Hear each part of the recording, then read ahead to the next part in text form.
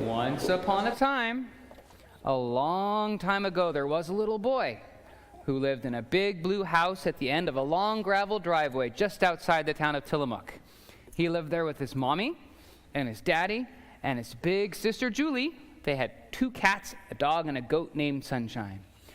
One of the very most special people in that little boy's life was his grandpa. This is Grandpa Raymond. That's the little boy. That's his big sister Julie, and they're being pushed down the long gravel driveway in the wheelbarrow. Now, grandpas are pretty special people. Do any of you guys have a grandpa? Do any of you guys have a grandpa who's a special person? Almost the same number of people raised their hands. That's outstanding. So the thing about grandpas is if you don't have grandpas, you can't have moms and dads, and if you don't have moms and dads, you don't get to exist. So grandpas are super important. Every one of you is here today because of your grandpa. How about the grandpa's dad? Yeah. Another great thing about grandpas is lots of times grandpas like to tell stories. Has any of you ever had a grandpa who wanted to tell you a story that your mom didn't want him to tell you?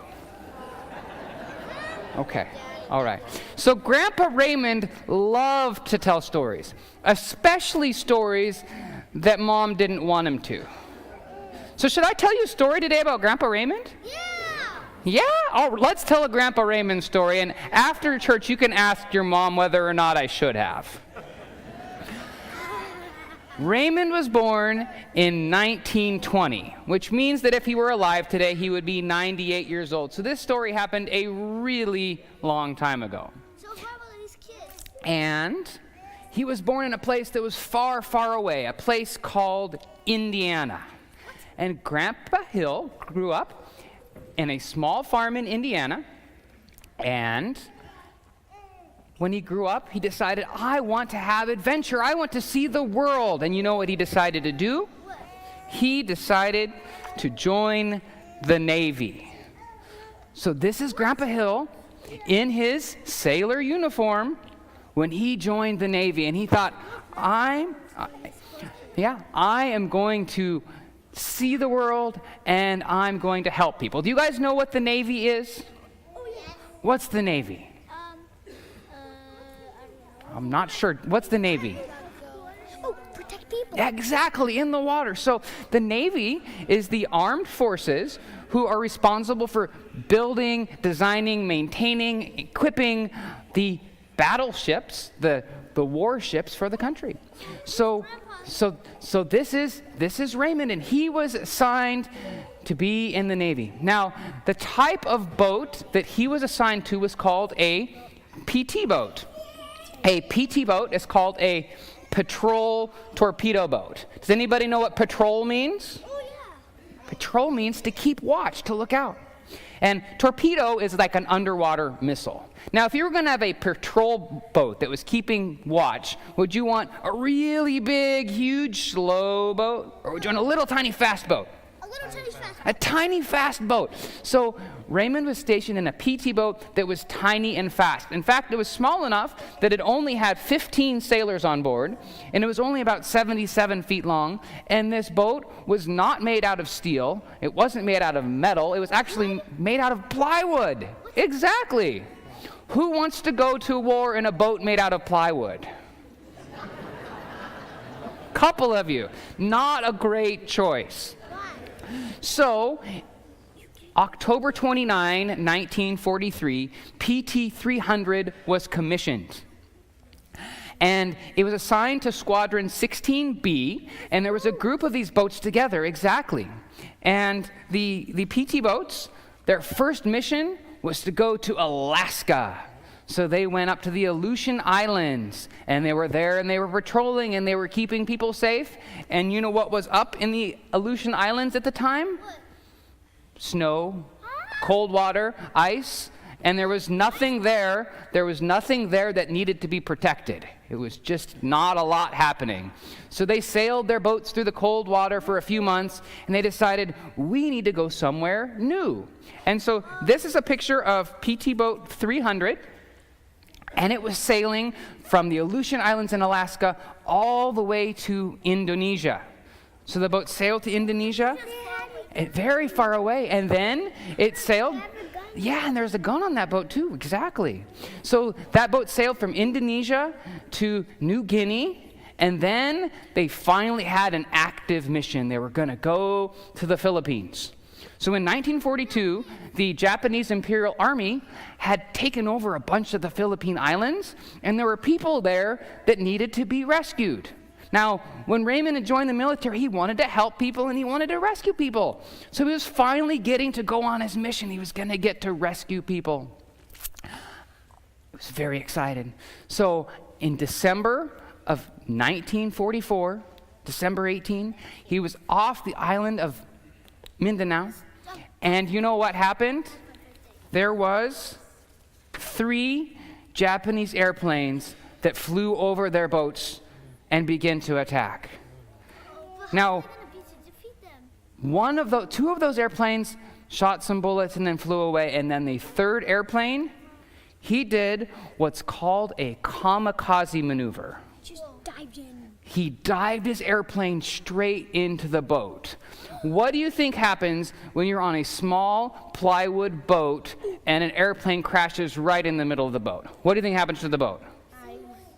Does it stay afloat? Who votes that it stays afloat? Who thinks the boat sinks? Oh, yeah? Yeah, so that's exactly what happened.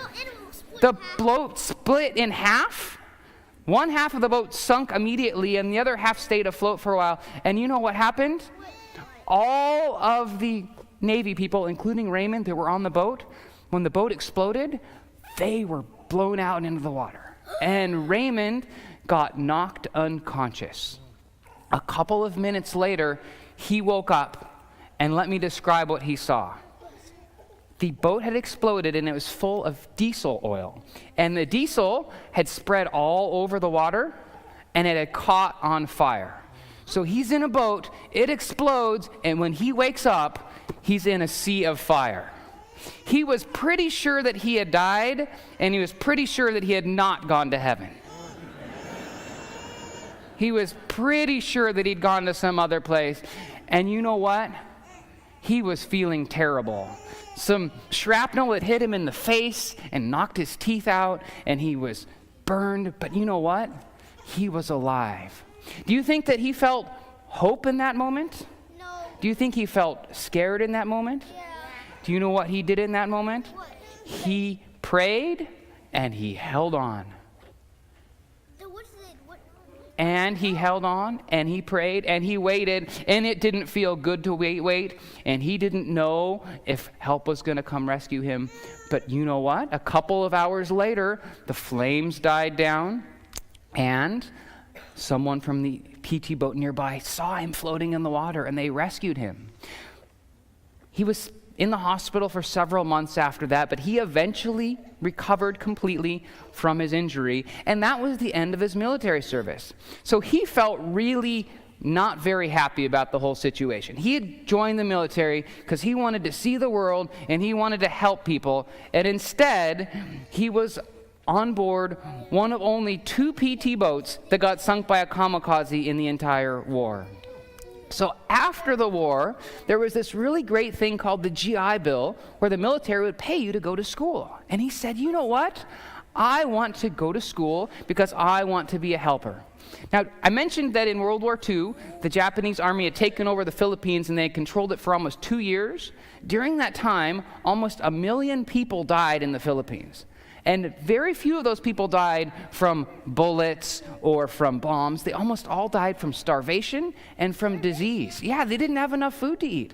So do you know what Grandpa Raymond did?